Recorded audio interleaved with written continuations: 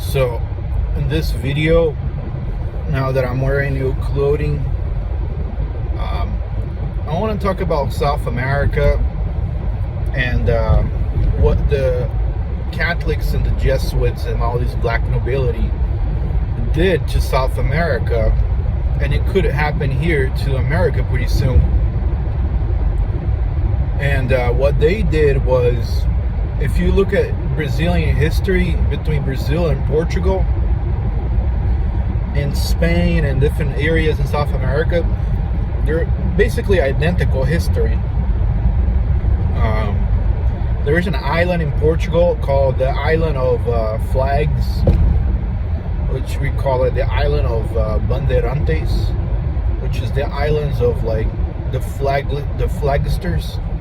Like during the European Conquista War or whatever they were having there, everybody had their own flag, their own hierarchy system of control and governments and republics and stuff like that. So all these ships, they went to Brazil and different parts of the South America to conquer the lands of that area. Now when they did that, they started micromanaging society, nail by nail, tool by tool, and everything you can think of. It became a control civilization. For example, Brazil has lots of mineral. It has gold, diamond, silver, and all hundreds of different precious metals. Steel, iron, coal, everything. But it's not easy to get tools. Like here in every state and county inside the United States of America, you can find a place where you can get tools. You can get a chainsaw. You can get everything to become independent, because you have everything to do with knowing how to do things with the tools, because without tools you can't do anything. So I was trying to buy a chainsaw, right, in South America. Like, hey, I got a big ass tree in my house, like a huge tree.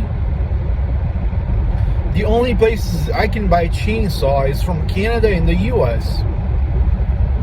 Over there they have these electric chainsaws that's like tiny for little trees. But the big ones, not allowed to buy any chainsaw at all. Another thing, I was talking to my dad. I was like, hey, because he used to work with the president and stuff like that. And I was asking him, like, why is it so difficult to cut down a tree in South America? And my dad went to court one time, and he was telling me this story, right? Like, he went to court over a tree, a dead tree in front of his property. So he had to get a state representative and a federal representative to authorize him to cut down a tree in front of his yard. And it's all using maritime law, inside the Pope jurisdictions out of Europe.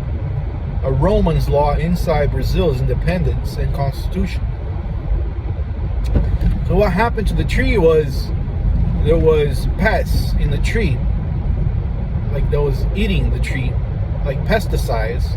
And my dad was telling the neighbors, like, hey, if we don't cut down the tree's gonna fall on somebody's head, is gonna cause damage.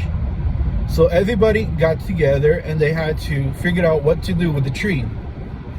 And so they went to the city and asked permission to cut down the tree. And the city was saying that they needed to go to court, the federal, environmental court system. And then they did that.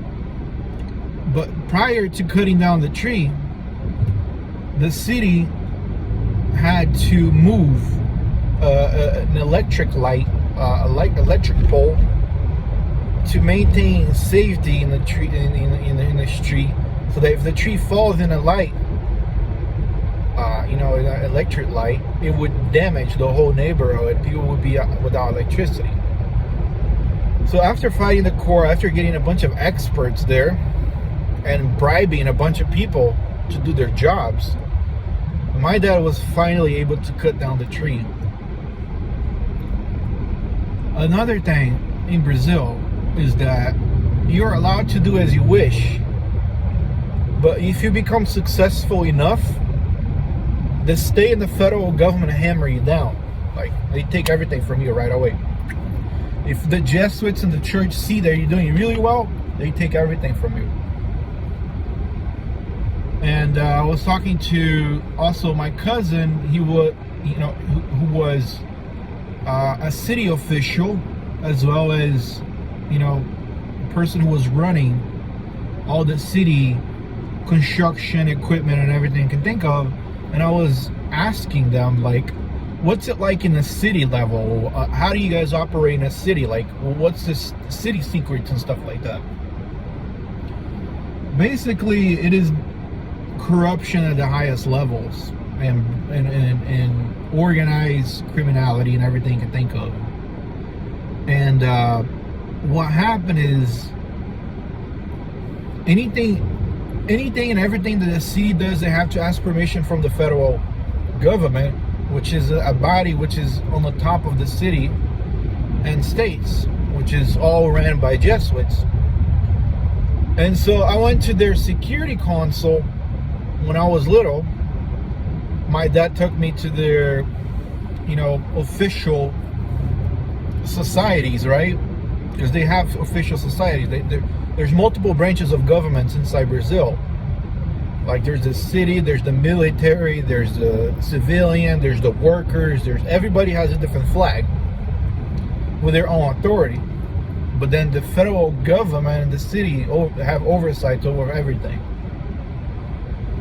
So back to what I was saying about the official system, is that it's all ran by Jesuits. I used to hang out with all the people that was running the embassies. I used to hang out with all the ambassadors, and they're all practicing Catholic stuff, like Catholic traditions, all of them. So Brazil is like this. You're Catholic, right? You're Catholic, but then if somebody asks you to do something under their jurisdiction, then you have to do it. And you have to take as much bribes as you can as possible. So they decapitated the average civilian, like market-wise, and tools like a milling machine or just anything, hand tools. Just about, it's very difficult to get things done there. Like I was able to put a septic down. I know how to put a septic down. I know how to put a huge foundation together. I know how to put a whole house together. But to do that in Brazil, like, good luck with that. There's a huge shortage of tools there, a huge shortage of everything, because the government and the federal authority under the Pope's jurisdiction don't want people to do things.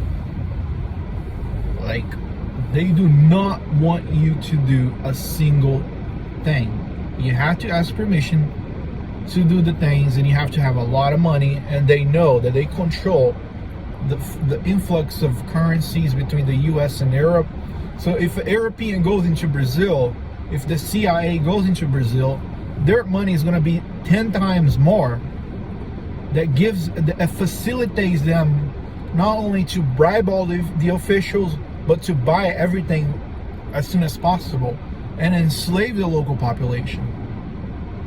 So what they did to South America was they decapitated everybody. You're not allowed to have any tools, not allowed to cut down any trees, not allowed to get a chainsaw and build a house, not allowed to do anything unless they give you authority to do that.